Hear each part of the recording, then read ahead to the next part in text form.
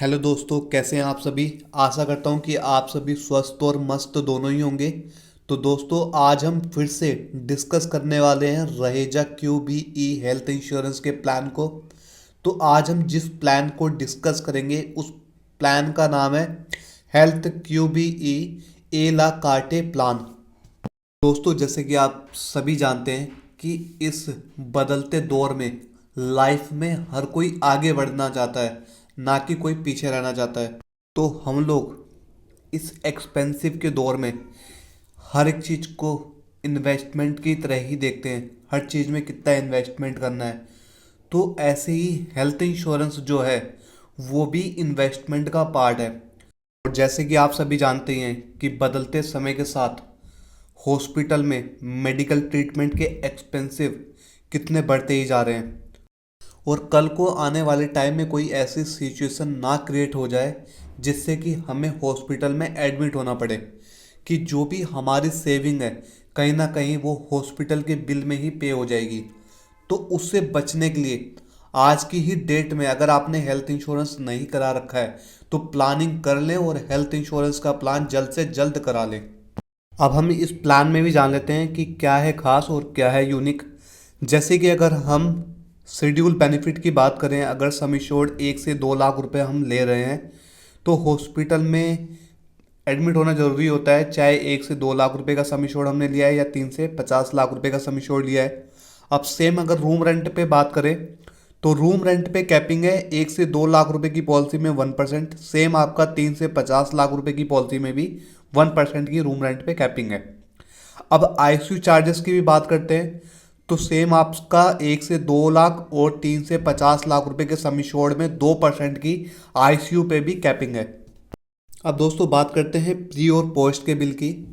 तो 1 से 2 लाख रुपए के सम एश्योर्ड में आपको प्री के खर्चे कवर्ड मिलेंगे 30 दिन पहले के, और पोस्ट के मिलेंगे 60 दिन बाद के। वहीं अगर आप 3 से 50 लाख रुपए का कोई सम एश्योर्ड चूज कर रहे हैं 3 से 50 लाख रुपए के बीच में, तो आपके जो प्री के खर्चे कवर्ड होंगे 60 दिन पहले के, और जो पोस्ट के खर्चे होंगे वो 90 दिन बाद के कवर्ड होंगे।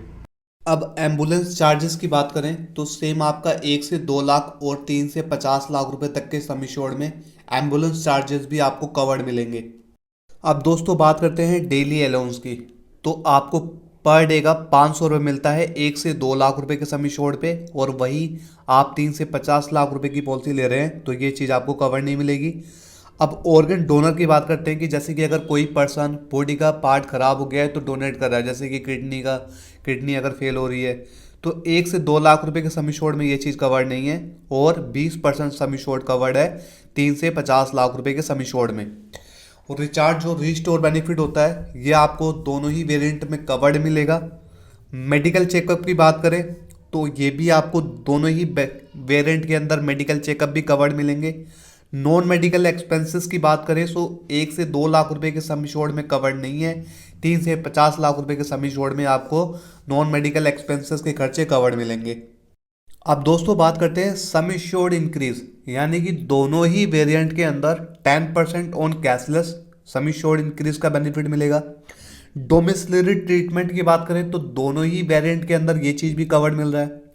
नो क्लेम बोनस की बात करें तो ये भी दोनों ही वेरिएंट के अंदर सेम कवर्ड मिल रहा है। अब सब लिमिट आपको 1 से 2 लाख रुपए के सम एश्योर्ड में देखने को नहीं मिलती है, और 3 से 50 लाख रुपए के सम एश्योर्ड में आपको सम लिमिट का ऑप्शन भी मिलता है। दोस्तों, उम्मीद करता हूँ कि आपको प्लान क्लियर हो रहा होगा। अगर प्लान में किसी भी प्रकार की क्वेरी रहती है तो आप मुझे कमेंट कर सकते हैं। डिस्क्रिप्शन में मेरा मोबाइल नंबर है, आप मुझे मैसेज कर सकते हैं, कॉल कर सकते हैं, प्लान की जानकारी ले सकते हैं। और इसके अलावा जैसे कि अगर आपको प्रोडक्ट का प्रीमियम कैलकुलेट करना है या पॉलिसी को रिन्यू करना है तो उसके लिए भी डिस्क्रिप्शन में लिंक दे रखा है मैंने, आप उस पर क्लिक कर सकते हैं। अब दोस्तों, जैसे कि नॉन मेडिकल एक्सपेंसेस की बात करें कि अगर आपने 3 से 6 लाख रुपए का सम एश्योर्ड लिया है तो जो मैक्सिमम अमाउंट पर डे का आपको मिलेगा 1,000 रुपये मिलेगा। 7 से 9 लाख रुपए के सम एश्योर्ड पे जो मैक्सिमम अमाउंट पर डे का मिलेगा 2,000 रुपये। 10 से 15 लाख रुपए के सम एश्योर्ड में आपको 3,000 रुपये मिलेगा, और वहीं 20 से 50 लाख रुपए के सम एश्योर्ड में आपको 5,000 रुपये मिलेगा। दोस्तों, अब बात करते हैं एम्बुलेंस चार्जेस की, कि अगर 1 से 2 लाख रुपए का सम एश्योर्ड ले रहे हैं तो मैक्सिमम अमाउंट पर हॉस्पिटलाइजेशन का 1,000 रुपये मिलेगा। वहीं सेम आपको 3 से 9 लाख रुपए के सम एश्योर्ड पे 1,500 रुपये मिलेंगे और 10 से 50 लाख रुपए के सम एश्योर्ड में एम्बुलेंस चार्जेस आपके 2,500 रुपये कवर्ड हो रहे हैं।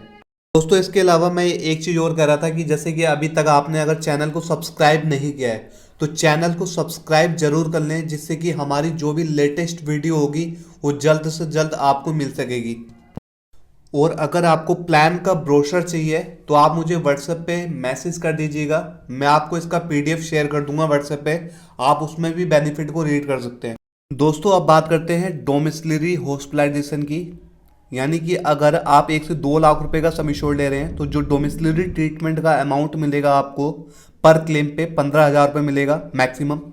3 से 9 लाख रुपए के सम एश्योर्ड पे आपको मैक्सिमम अमाउंट मिलेगा 25,000 रुपये और वहीं आपको 10 से 20 लाख रुपए के सम एश्योर्ड पे 50,000 रुपये खर्चा मिलेगा डोमिसिलरी ट्रीटमेंट का।